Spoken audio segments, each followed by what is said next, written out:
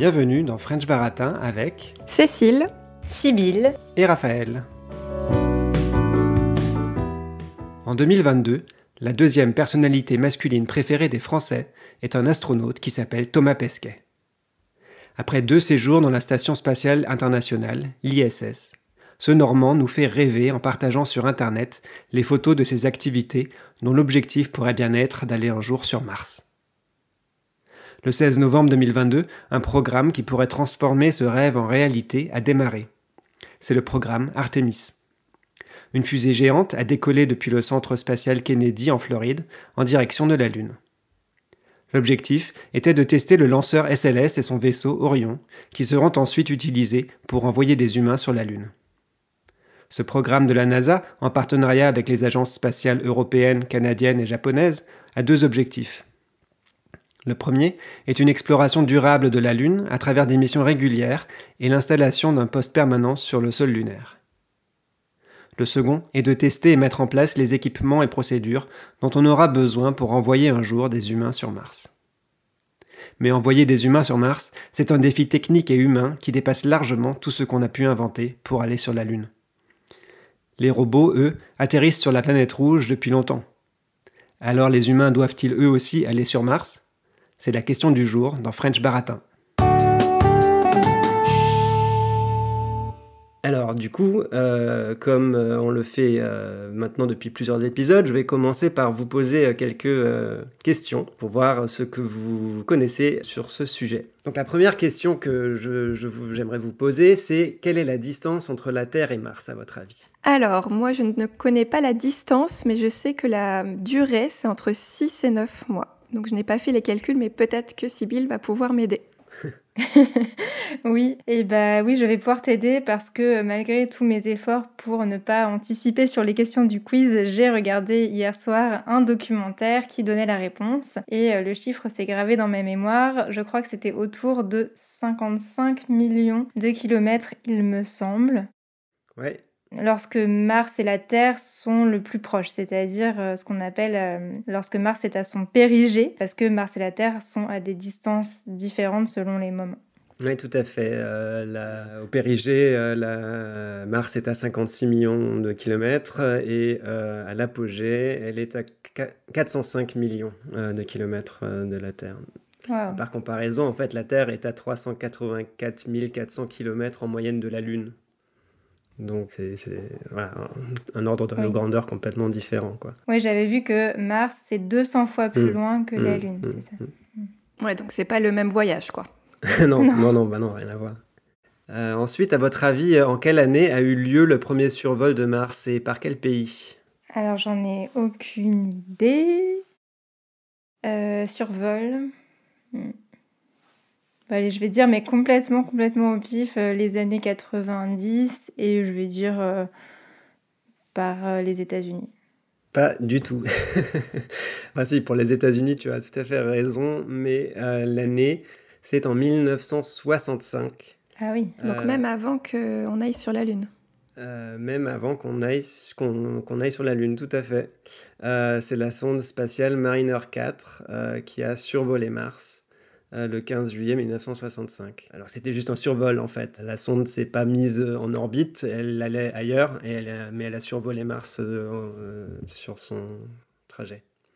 Ensuite, d'après vous, en quelle année a eu lieu le premier atterrissage réussi d'un robot sur Mars ? Les années 2000 ? Oui, je pense que c'est Cécile. Eh bien non, là aussi c'était bien plus tôt. C'était en 1971. D'accord. Le 28 mai.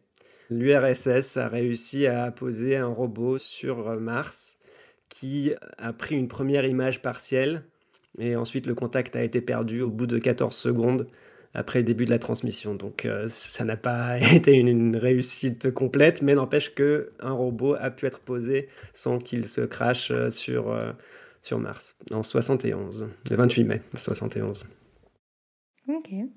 Oui, je lisais que c'était super difficile pour qu'un atterrissage soit réussi sur Mars parce que l'atmosphère qui permet de freiner justement les objets volants était très fine et du coup rendait la manœuvre très très difficile et de fait très très risquée. Tout à fait, oui. C'est l'un des gros problèmes à résoudre en fait quand on veut poser quelque chose sur la surface de Mars. À votre avis, quelle est la différence entre un astronaute, un cosmonaute, un spationaute et un taïkonaute? Alors, ce sont différentes manières de parler des hommes et des femmes qui vont dans l'espace. Tout à fait. Et c'est très politique en fait de donner des noms différents aux gens en fonction de leur nationalité. Donc il me semble qu'un astronaute, c'est un Américain qui va dans l'espace. Un taïkonaute, c'est un Chinois qui va dans l'espace. Un cosmonaute, c'est un soviétique ou maintenant un russe qui va dans l'espace. Et nous, les Français, on a inventé le mot spationaute. Mais en réalité, on parle quand même plus souvent d'astronaute dans le langage courant, j'ai l'impression. Tout à fait. Et le terme de spationaute, en fait, a été inventé par les Français, mais a été repris dans le cadre de l'Agence spatiale européenne pour désigner tous les spationautes européens qui vont dans l'espace, du coup. Eh ben, j'aurais appris quelque chose. Et il y a même un mot indien, en fait, qui a été inventé il n'y a pas très longtemps parce que les Indiens se lancent aussi dans la conquête spatiale. Ouais, mais je n'ai pas le mot en tête. Mais il n'y a pas encore eu d'Indiens qui soient allés dans l'espace pour l'instant. Mais ils ont déjà le nom, ils ont déjà le terme. Ils sont toujours préparés. Ok. Est-ce que vous vous souvenez de la première fois où vous avez entendu parler de l'exploration spatiale ? Quel est votre rapport un petit peu à l'espace, à l'exploration spatiale ? Eh bien, je ne m'en souviens pas très précisément. Je me rappelle juste que à l'école primaire, on a dû faire des exposés sur les différentes planètes. Certainement que j'ai dû voir des informations aussi à la télé, mais c'est vrai que ça m'a pas marqué. J'ai toujours la phrase de un petit pas pour l'homme, un grand pas pour l'humanité. Donc finalement, je crois que je me rappelle plus de ça que vraiment le concret derrière cette phrase. C'est plus récemment où j'ai revu des images via des séries qui se passaient notamment en 1969 quand les Américains se sont posés sur la Lune, où j'ai pu voir, c'était sur The Crown et aussi This Is Us, je crois, à un moment donné, où on voyait justement toute l'énergie d'un pays, enfin du monde même, qui regardait la télé pour voir cette exploration spatiale. Mais c'est vrai que j'ai pas de souvenir vraiment personnellement enfant. Et puis après, c'est vrai que je me suis vraiment pas trop intéressée à la question. J'ai lu quelques romans de science-fiction quand j'étais ado, où on parlait de personnes extraterrestres, et donc forcément, ça avait un lien avec le sujet. Mais non, je suis assez novice sur la question. Après, c'est forcément ultra fascinant, mais je crois que je suis presque plus intéressée par la planète Terre. Je trouve qu'il y a suffisamment à découvrir sur notre planète. Après, là récemment, dans la maison d'édition dans laquelle je travaille, on vient de faire un livre sur les planètes et sur notamment le sens des jours de la semaine, puisque chaque jour de la semaine a une étymologie avec l'astre qui représente. Et donc forcément, je me suis un peu remise dedans quand j'ai relu cet album. Mais voilà, après, c'est quand je me suis intéressée à la question justement pour cet épisode, j'ai un peu découvert, au sens littéral du coup, un monde. Et je trouve ça un peu irréel. J'ai un peu du mal à me rendre compte que c'est vraiment en train de se passer. J'avais vraiment l'impression, en regardant des documentaires, que c'était de la science-fiction. Donc j'ai hâte de continuer cet épisode pour en savoir plus sur le sujet. Et toi, Sybille, alors moi aussi, dans mon école primaire, il y a eu des exposés sur l'espace. Ça doit être au programme de CM2.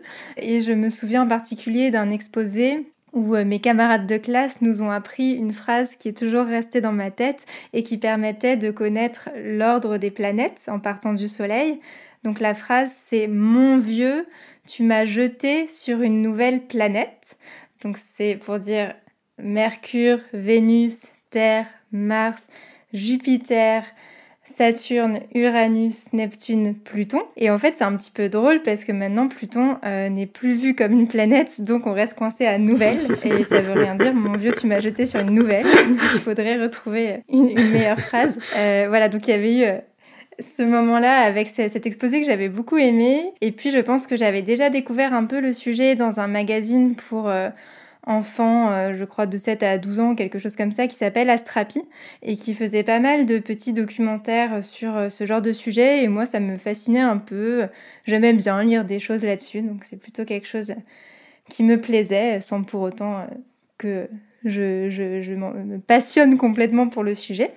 Et puis ensuite, ce qui m'a beaucoup intéressée aussi en tant qu'historienne sur ce sujet, c'est le sens que la conquête spatiale avait dans les années 60 et 70 dans le contexte de la guerre froide. On parle souvent de la guerre froide comme un moment où la conquête spatiale était un terrain d'affrontement entre les deux camps, entre les soviétiques et les américains. Mais moi, ce qui m'a beaucoup plu dans ce que j'ai pu lire sur la guerre froide et la conquête spatiale, c'est que ça a aussi été un terrain de coopération, en fait. Et ça, on en parle moins. Et en fait, juste au tout début de la détente, donc la détente commence à la fin de l'année 1962, et en 1963, le président américain Kennedy a proposé aux soviétiques de monter un programme commun pour aller sur la Lune ensemble. Alors finalement, à ce moment-là, les soviétiques ont refusé parce qu'ils avaient un temps d'avance avec Youri Gagarin qui était allé dans l'espace 2 ans auparavant.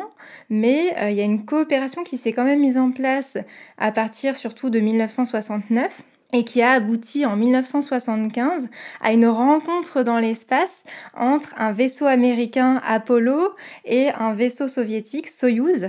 Et donc les deux se sont attachés à un même module qui avait été conçu exprès pour réunir ces deux vaisseaux dans l'espace pendant quelques heures.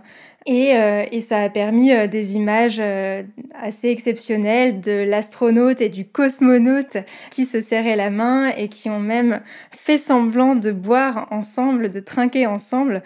C'était des petits tubes sur lesquels il était écrit vodka, mais en réalité c'était de la soupe. Voilà. Et donc je trouve ça assez chouette que l'exploration spatiale permette des coopérations internationales un peu inattendues et des images très symboliques comme ça.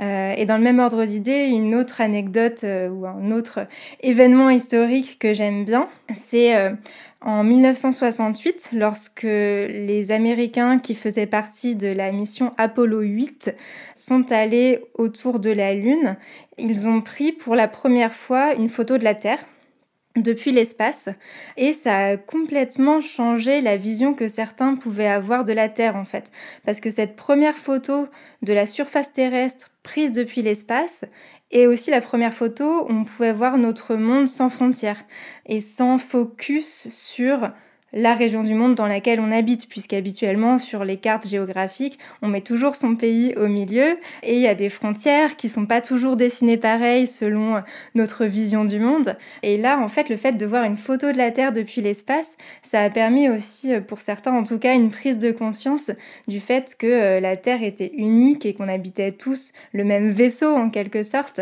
et qu'il fallait aussi protéger ce vaisseau spatial particulier. Oui, il y a aussi cette très belle image où on voit, qui a aussi été prise par des astronautes qui ont fait le tour de la Lune, alors je me souviens pas quelle année, où on voit en fait la surface de la Lune et la Terre au fond, qui est toute petite en fait à cause de la distance, quoi. Et on se rend compte que c'est un tout petit machin, évidemment, là dans le noir de l'espace. Bon, quant à moi, en fait, l'espace, je m'y suis intéressé. Enfin, j'en ai commencé à en entendre parler, pareil, quand j'étais au primaire, voilà, avec ce qu'on apprend. Je me souviens, j'avais un prof en primaire, je sais plus quelle année, qui nous avait fait tout un cours où il avait éteint la lumière dans la salle de classe et il avait pris une balle de tennis pour le soleil et des trucs comme ça. Il essayait de nous expliquer quoi, les orbites et les différences de taille et tout ça, machin. C'était super sympa. Et voilà. Et puis après, je me suis toujours un petit peu intéressé au sujet, pas de manière continue, mais ça revient régulièrement. J'aime bien aussi la science-fiction. Donc voilà, c'est un sujet qui m'intéresse. Du coup, on a parlé un petit peu de quelle image vous faites comme ça de l'exploration spatiale. Est-ce que vous pensez, on peut peut-être maintenant passer à la discussion, est-ce qu'il faudrait donc qu'on envoie des humains sur Mars ? Alors oui, moi je pense que ce serait bien d'envoyer des humains sur Mars. Alors il y a sûrement plein d'arguments pour et contre qui porte plutôt sur la dimension économique, la dimension écologique, et on pourra en parler. Mais pour moi, il y a un aspect très important qui rejoint un petit peu ce que je vous ai présenté juste avant, c'est la dimension philosophique. Et donc autant, personnellement, je ne suis pas intéressée comme toi, Cécile, par le fait d'aller dans l'espace. Je pense pas du tout que j'aurais envie d'aller dans l'espace si on me le proposait pour faire du tourisme, parce qu'il y a énormément de choses à voir sur Terre, et il faudrait vraiment que je vive des millions d'années pour m'ennuyer sur Terre. Mais je pense quand même que pour l'espèce humaine, c'est intéressant de toujours en savoir plus, en fait, de toujours plus explorer. Et donc il y a cette dimension philosophique qui fait que je pense que si on a envie de découvrir quelque chose, on ne devrait pas s'empêcher de découvrir cette chose. Donc s'il y a des êtres humains qui ont envie de monter des programmes pour aller sur Mars, je pense qu'ils devraient le faire, et que ça pourra nous apporter beaucoup aussi en termes de recherche fondamentale. Donc c'est pas forcément des recherches qui vont avoir tout de suite des applications qui vont améliorer notre vie, mais de manière générale, je pense que faire toujours plus de recherches, augmenter la connaissance humaine, c'est une bonne chose.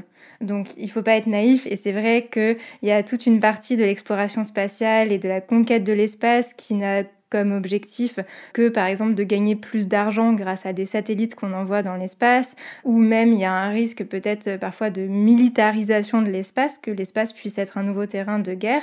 Donc ça, évidemment, je ne suis pas pour, mais je pense que dans un contexte où ça serait justement un objet de coopération internationale, aller dans l'espace et plus spécifiquement, pourquoi pas sur Mars, c'est quelque chose qu'on devrait faire. T'en penses quoi, Cécile ? Aller voir les planètes de tout là-haut, ça me semble être intéressant. Je pense que ça doit être assez joli, comme tu disais, quand tu parlais de ton expérience à l'école primaire où tout est noir et on voit les différentes planètes. Effectivement, il y a un côté chouette. Je trouve que on retrouve un peu le côté âme d'enfant, effectivement, avec le côté explorateur et de découvrir. Après, là où... Et je suis d'accord avec ce que tu dis, Sybille, sur le côté philosophique, mais je crois que j'ai un problème avec le côté priorisation des missions et de là où on décide de dédier notre temps, notre argent. Et ça, c'est vrai que j'ai un petit peu du mal à comprendre. Je pense que si on mettait autant d'argent et autant de temps et autant de compétences dans la résolution de certains problèmes terrestres, peut-être que justement on verrait l'arrivée sur Mars pour les humains comme une réelle exploration et pas aussi comme ce qu'on entend en ce moment, de la possibilité de faire de Mars une planète bis. Et je trouve que de voir Mars aussi comme un échappatoire parfois, ça me semble être assez malsain. Oui. Et ça me pose vraiment question. Après, de remettre sa place effectivement d'infiniment petit dans l'univers, il y a un côté assez extraordinaire. Et effectivement, pour la recherche fondamentale, ça doit être grandiose comme découverte. Et je lisais en plus qu'actuellement, on connaissait mieux la surface de Mars que la surface de la Terre, parce que sur Terre, on a énormément d'océans et apparemment, c'est pas forcément facile pour bien comprendre la composition de la Terre, etc. Alors que sur Mars, comme c'était de la roche, on connaissait extrêmement bien sa surface. Et je trouvais ça assez marrant qu'on puisse connaître mieux quelque chose qui se passe à des millions et des millions de kilomètres par rapport à notre propre planète. Mais je lisais aussi qu'on apprendrait énormément aussi sur la création de la planète Terre par cette recherche, mais ouais. Ça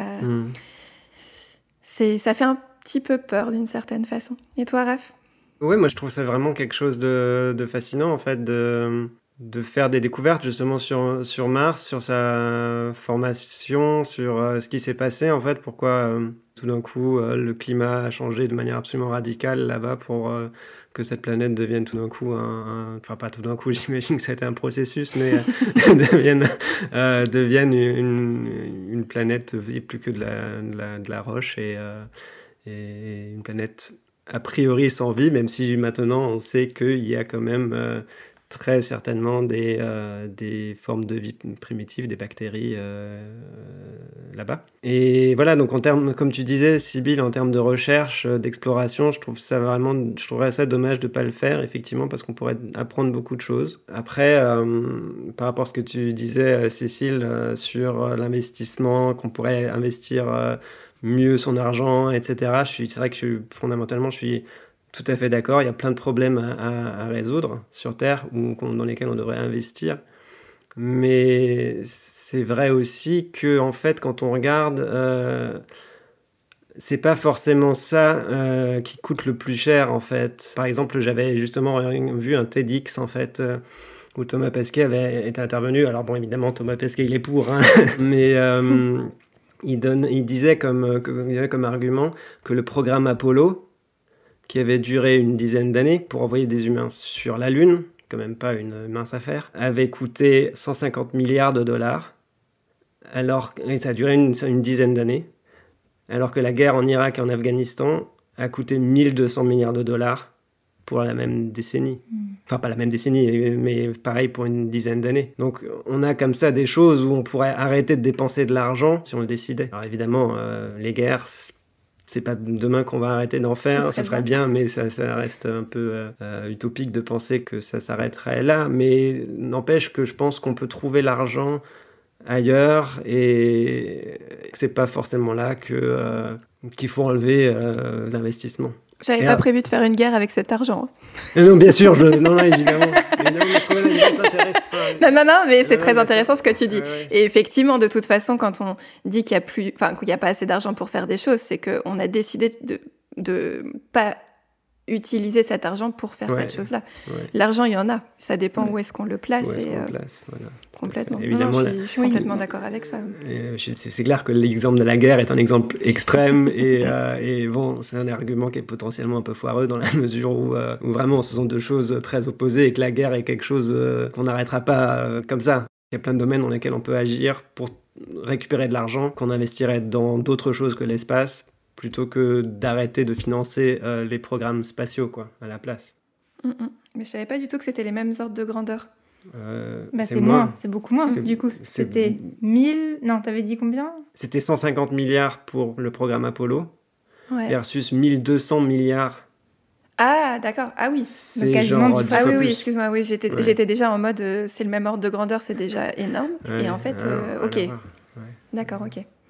Oui, effectivement, c'est intéressant de voir, de pouvoir comparer ces données-là. Ce que j'avais trouvé marrant aussi comme élément de comparaison, c'est que dans le même TEDx, il disait qu'un ticket de métro parisien, ça équivaut à la contribution annuelle d'un individu pour les vols habités européens. Donc la contribution de la France à l'agence européenne, l'agence spatiale européenne, là-dedans, ta part, elle correspond à un ticket de métro parisien, au prix d'un ticket de métro parisien. Donc ça nous coûte à tous ça coûte à tous 1,80 €. Quelque chose comme ça. Voilà, quelque chose comme ça. Et avec un carnet de 10 tickets, on subventionne toutes les A avec les satellites de navigation, la météo, la télécommunication, la fusée Ariane. Donc c'est vrai que comme ça représente finalement pas grand-chose en fait, quand on rapporte ça aux citoyens individuels. Je pense qu'aussi dans les organismes ou les entreprises qui mettent de l'argent pour aller sur Mars, quand tu parlais tout à l'heure, Sybille, de refaire de la recherche fondamentale, je pense qu'on est plus sur des organismes comme la NASA. Et derrière, on va avoir Elon Musk et SpaceX qui va chercher à faire du profit derrière. Donc je pense qu'on n'a pas du tout les mêmes... on n'a pas les mêmes objectifs et derrière... Oui, c'est certain. Non, faut pas du tout être naïf et penser que ça va être que de l'exploration scientifique et machin et que tous les aspects, peut-être les défauts de l'humanité entre guillemets vont disparaître parce qu'on va aller sur Mars. Évidemment, c'est pas vrai. Mais ce que tu disais avec SpaceX, oui. C'est vrai, là, il y a clairement une ambition économique. Et c'est dommage parce que c'est vrai que ce serait mieux finalement. Mais là, on rejoint finalement la question de des investissements économiques. S'il y avait plus d'investissements étatiques, la NASA n'aurait pas besoin de faire appel à SpaceX pour créer des fusées, pour aller mettre des satellites ou je ne sais quoi en orbite. Ou envoyer même des astronautes sur la Station spatiale internationale. Donc c'est aussi parce que finalement la NASA manque de budget qu'elle est obligée de faire appel à des partenaires dans le privé.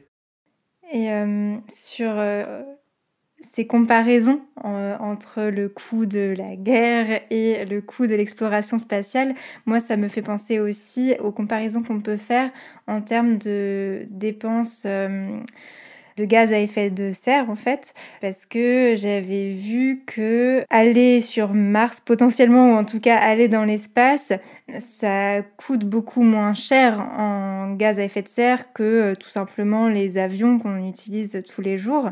Et donc là aussi, on pourrait imaginer que si on a envie d'aller sur Mars pour en apprendre plus, on puisse faire le choix de moins voyager en avion. Donc il faudrait que ce soit un choix global, bien sûr. Ça ne peut pas être fait à l'échelle individuelle. L'astronaute qui dit je vais pas en Italie en avion cet été, mais par contre, je vais sur la Lune. Mais en tout cas, voilà, on pourrait imaginer qu'il y ait des mesures propices à l'écologie et au bien-être de notre planète qui compensent très, très, très largement le fait d'aller sur Mars, donc une fusée de temps en temps. Et surtout, en fait, en termes d'écologie, je pense que en termes de discours sur l'écologie et en termes d'image, l'exploration spatiale et le fait d'aller sur la Lune puis sur Mars, ça peut être une très bonne chose parce que, comme on disait, les photos qui sont prises de la Terre depuis l'espace montrent la fragilité de la Terre et peuvent donner envie de la protéger. Il y a beaucoup d'astronautes qui rentrent en disant ça, en disant qu'ils ont été frappés par la beauté et la fragilité de notre planète. Et puis quand on voit les images de Mars, ça donne moins envie quand même. Donc cette histoire de planète B, je trouve ça très bizarre parce que de toute façon, Mars sera jamais aussi accueillante que la Terre, quoi qu'on fasse. Donc ce serait un calcul assez étonnant de vouloir quitter la Terre et l'abandonner parce qu'on n'a pas su en prendre soin pour aller sur Mars. Donc pour moi, si on fait de la conquête spatiale, il faudrait que ça serve au contraire à éveiller les consciences au besoin de protéger notre propre planète, même si on en explore d'autres. Oui, j'avais, pour rebondir ce que tu disais là par rapport à ce que les programmes spatiaux représentent comme coût écologique, j'avais vu quelques chiffres. Quand on compare justement avec le secteur de l'aviation, en 2018, on a eu 114 lancements de fusées contre 40 millions de vols. En termes de CO2, il faudrait du coup avoir 40 300 fois plus de lancements pour avoir la même quantité d'émissions de CO2, c'est-à-dire 12 586 lancements par jour, si on utilisait les moteurs traditionnels les plus polluants des fusées. Or là aussi, on a une recherche, quand même, une démarche de la part de la NASA et des agences spatiales de créer des moteurs qui soient moins polluants. Et ce que j'ai trouvé du coup intéressant, c'est que quand on regarde le secteur de l'aviation, lui-même, il ne représente que 2,4% des émissions mondiales de CO2. Les voitures, c'est 1000 fois pire. Enfin, la circulation automobile, c'est énorme.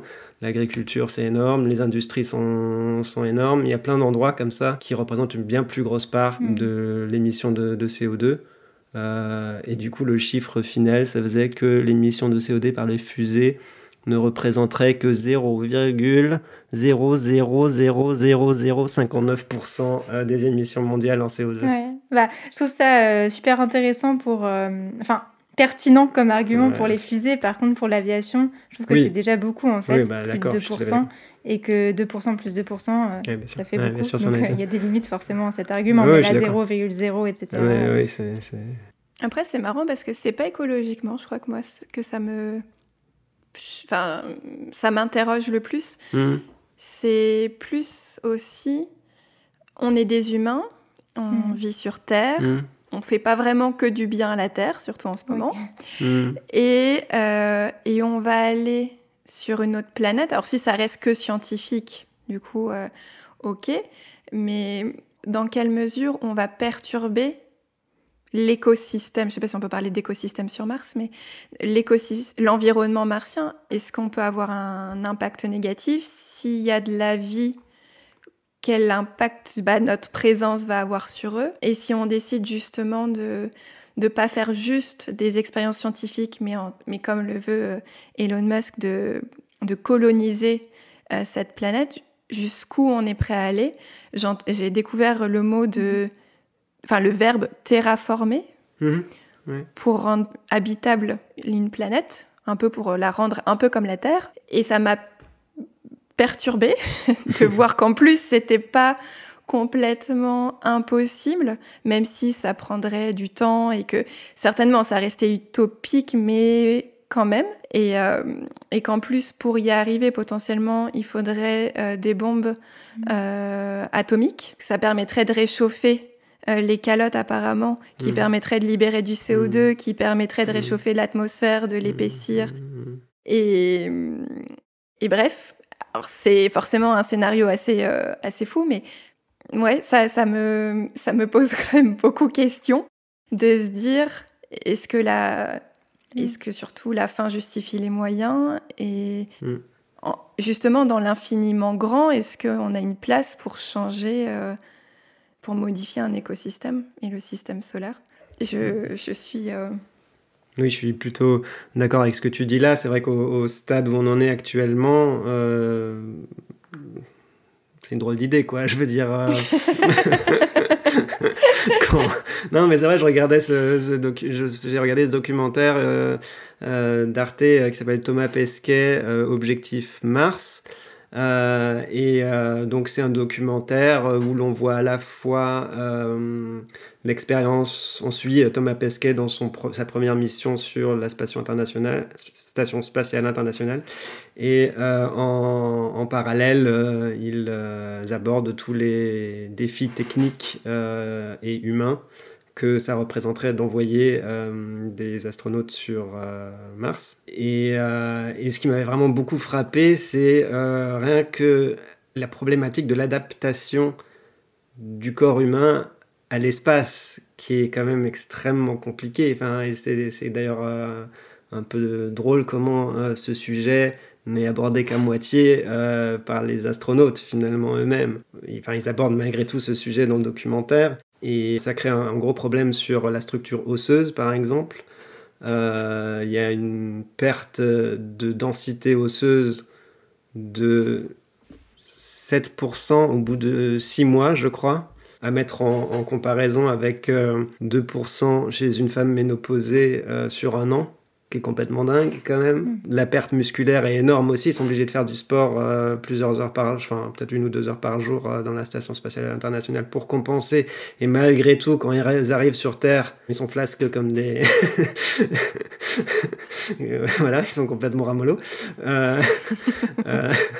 Non, c'est vrai, parce que ce qui m'a vraiment frappé, c'est que tu vois ces personnes qui sont dans la station spatiale internationale, qui fonctionnent entre guillemets normalement, qui rentrent dans leur capsule pour redescendre sur Terre, ils atterrissent, on les sort de leur capsule, et ils arrivent à peine à lever les bras, tellement ils n'ont plus l'habitude de la gravité.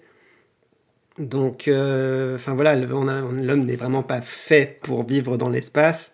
Donc là, il y a un énorme challenge rien que pour faire ça. Donc voilà, c'est vrai que pour moi... l'idée d'Elon Musk d'aller faire une terraformation de Mars, tout ça, c'est tiré par les cheveux, et pour moi, c'est pas vraiment ça qui compte et qui devrait vraiment être un vrai objectif final. Enfin, ça n'arrivera pas avant plusieurs décennies, si ce n'est plus, à mon avis. Et c'est vrai que sur cette idée de terraformation, là, on a envie de dire, préoccupez-vous d'abord des problèmes qu'on a sur Terre. Si on est capable d'innover tellement dans notre interaction avec une atmosphère, autant le faire sur Terre pour retirer le carbone qu'il y a en trop maintenant dans l'atmosphère. Ouais. Oui, puis je trouve aussi qu'au-delà des problèmes techniques qu'on devrait surmonter pour aller régulièrement sur Mars jusqu'au jour où on pourrait carrément en faire une planète habitable si on découvrait les méthodes pour le faire, le problème qui se pose si on décide d'aller coloniser Mars et non pas seulement y faire des expériences qui ne modifieraient pas la planète, c'est qu'il faudrait qu'on se mette tous d'accord à l'échelle de l'humanité, parce qu'il n'y a pas un pays ou une personne ou une entreprise qui aurait plus le droit que les autres de décider de l'avenir d'une planète de notre système solaire. Je trouve ça quand même un petit peu abusif de la part de ceux qui portent ce genre de projet, de s'imaginer qu'ils peuvent eux-mêmes s'attribuer ce droit d'aller transformer une planète, en fait. Augmenter les connaissances de l'humanité, ça fait du bien à tout le monde, mais au-delà, il faut qu'on fasse des choix de manière collective. Ouais, et alors dans ce cadre-là, justement, je ne sais plus exactement à quel moment, mais dans les années 60, juste après les premiers vols dans l'espace, il y avait des traités qui avaient été signés pour justement faire en sorte qu'aucune nation ne puisse s'attribuer un corps céleste, quoi. La Lune à l'époque, évidemment, mais potentiellement d'autres. Voilà, donc ces accords existent pour l'instant, mais c'est vrai qu'ils peuvent être amenés à être remis en question comme tout accord. Et voilà, donc... En plus, si les entreprises privées sont belles, ce qui arrivera aussi, c'est sûr, ça rend les choses très compliquées après. Oui, c'est en 1979, il y a eu un accord dans le contexte de cette guerre froide, toujours, on passe des accords pour éviter que l'autre ne fasse les bêtises que nous-mêmes avons envie de faire. Donc oui, c'est un traité qui réglementait et limitait les activités des États sur la Lune et sur les autres corps célestes, qui s'appelle le traité sur la Lune. Et c'est ça. Alors donc admettons alors que le but serait pas une colonisation de Mars, mais simplement de la recherche. Est-ce que du coup la question c'est pas finalement qu'il suffit d'envoyer des robots plutôt qu'aussi envoyer des humains? Est-ce que les robots finalement sont pas juste plus efficaces? Moi j'avais vu que l'humain à l'heure actuelle réagissait mieux entre guillemets que les robots, puisqu'il permettait déjà de contrôler directement les robots et pouvait réagir face à l'imprévu, pouvait aussi tirer profit des découvertes faites sur le moment. Mais après, peut-être que des robots plus pourront un jour nous remplacer. Ouais. Moi, j'avais vu un truc intéressant sur les robots qu'on est en train de développer, non pas pour aller sur Mars à la place des humains, mais pour aider les humains sur Mars en préparation de leur potentielle arrivée. Et ils sont en train de mettre en place des robots qui font exactement ce que je voulais que les robots fassent quand j'étais petite, c'est-à-dire ranger, organiser, faire toutes les tâches ménagères que les astronautes ne devraient pas faire parce que ça leur perdrait trop de temps par rapport aux explorations scientifiques. Donc je trouve ça assez chouette qu'ils développent des robots qui pourraient nous assister dans toutes les tâches qu'on n'a pas envie de faire, aussi sur Terre, pourquoi pas. Mais par contre, dans ma vision de l'espace, comme vous l'avez compris, le côté expérience humaine fait que je trouverais quand même ça plus intéressant d'envoyer des humains. T'en penses quoi, toi, Raphaël ? Oui, effectivement, moi, je trouve que ça fait un bon exemple aussi, justement, de découverte permise par, justement, ce projet d'aller faire de l'exploration spatiale. On crée, depuis les années 90, on travaille sur des robots, sur ce robot, je crois que c'est de celui-là dont tu viens de parler, je crois, qui sont censés assister les humains dans leurs travaux sur place. Et du coup, ça fait avancer la robotique et potentiellement des applications ensuite des robots sur la Terre pour ranger la chambre de Sibylle. Oui, et dans le même ordre d'idées, il y a des avancées scientifiques qui ne seront permises que si on continue à penser qu'on va envoyer des humains dans l'espace. Par exemple, pour le recyclage, j'avais vu qu'il y a beaucoup de recherches qui sont faites sur comment tout recycler pour qu'il n'y ait pas de déchets dans l'espace. Si on fait un voyage de long terme et qu'on ne peut pas envoyer des capsules de déchets sur Terre, ce qui en soi déjà est embêtant de produire des déchets, donc voilà, il y aurait des nouvelles méthodes de recyclage qui vont être mises en place et aussi des techniques d'alimentation uniquement végétales qui sont en train d'être développées parce qu'on pourrait peut-être faire pousser des végétaux dans un vaisseau spatial. Par contre, on va évidemment pas se mettre à faire de l'élevage dans un vaisseau spatial. C'est plutôt une bonne nouvelle. Et on aura des astronautes véganes sur Mars. Je ne peux que être pour. Mais pour revenir encore sur cette question de robots versus humains, moi, effectivement, ce que tu disais, Cécile, par rapport à la plus grande réactivité des humains sur Mars, c'est vrai que le problème qu'on rencontre aujourd'hui avec les différents robots qui ont été envoyés sur Mars, c'est qu'il y a un décalage de temps entre le moment où les ordres envoyés depuis la Terre arrivent sur Mars, une vingtaine de minutes qui s'écoulent. Et donc il faut envoyer l'ordre, le machin réagit, il renvoie les données, il faut analyser ces données, développer une nouvelle commande informatique à lui envoyer, attendre que les satellites soient bien orientés, parce qu'il y a des satellites qui tournent autour de Mars, qui vont relayer l'ordre au robot, ça ne va pas directement au robot, donc il faut attendre que le satellite autour de Mars soit aligné avec celui autour de la Terre. Voilà, et ensuite on peut envoyer l'ordre et ça remet 20 minutes. Et voilà, donc c'est vrai que c'est très long et laborieux, quoi. Et j'avais vu en comparatif aussi, c'était lors de la mission Apollo 17, donc qui a eu lieu en 1972.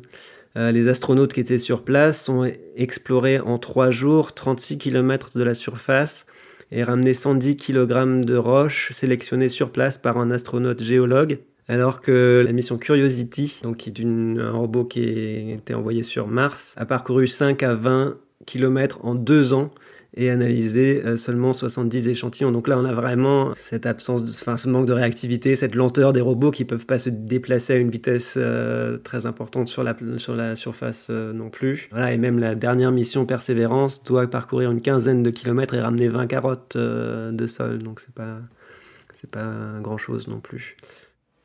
Les humains restent plus forts que les machines. C'est une bonne nouvelle pour l'humanité. Voilà, ça rappelle un peu notre petit sujet sur l'intelligence artificielle. Alors pour conclure, qu'est-ce que vous diriez ? Est-ce que vous pensez qu'il faut envoyer des humains sur Mars ou pas ? Alors moi je suis pas forcément pour. Par contre, je trouve que c'est une extrêmement bonne carotte pour faire avancer la science apparemment, comme tu disais tout à l'heure Sybille. Et j'avais vu aussi que c'était très bien pour tout ce qui était panneaux solaires. Ils travaillaient dessus activement. Je trouve ça juste dommage qu'ils aient besoin d'une carotte pour avancer sur les problématiques terrestres aussi. Et sur la colonisation, moi ce qui me fait peur c'est... à quel moment on se dit, si on n'arrive pas à maintenir la vie sur Terre, pourquoi on y arriverait davantage sur Mars ? Et je suis d'accord avec toi, Cécile, pour tout ce qui est la colonisation et finalement cette idée qu'on pourrait y arriver ailleurs alors qu'on ferait bien, pour certains sujets, de se concentrer plutôt sur la Terre, mais je suis quand même pour qu'on aille sur Mars et que ce soit une conquête spatiale qui soit le fruit d'une coopération internationale autour de la science et surtout que Thomas Pesquet puisse réaliser son rêve d'aller sur Mars. Vive la Normandie.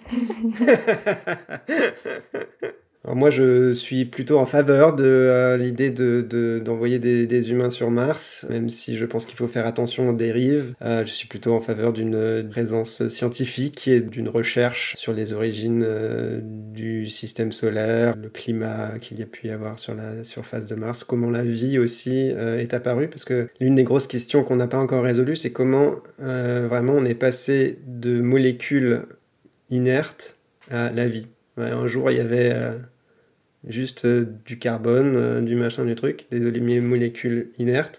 Et un jour, on a eu de l'ADN et qui a commencé à se répliquer toute seule. Et la vie est partie de là, mais on ne comprend pas comment on est passé de l'un à l'autre. Et ça, c'est quelque chose dont on pourrait peut-être trouver la réponse sur Mars. Et donc, pour terminer, j'aimerais faire une petite recommandation. Si le sujet vous intéresse, si vous aimez bien Thomas Pesquet, comme la plupart des Français, je vous recommande de lire la BD Dans la combi de Thomas Pesquet, de Marion Montaigne. C'est une BD assez marrante, où elle raconte aussi l'expérience de la vie de Thomas Pesquet, en fait, comment il est devenu astronaute et quelle est sa première mission dans la Station Spatiale Internationale, avec un côté humoristique assez sympa. Et donc, c'est fini pour aujourd'hui. Si le podcast vous plaît, n'hésitez pas à le partager autour de vous et à mettre 5 étoiles sur Spotify et Apple Podcasts. Et si vous avez envie d'aller plus loin, la transcription et les activités sont disponibles sur Patreon. Un grand merci pour votre soutien et à bientôt dans French Baratin. À bientôt. À bientôt.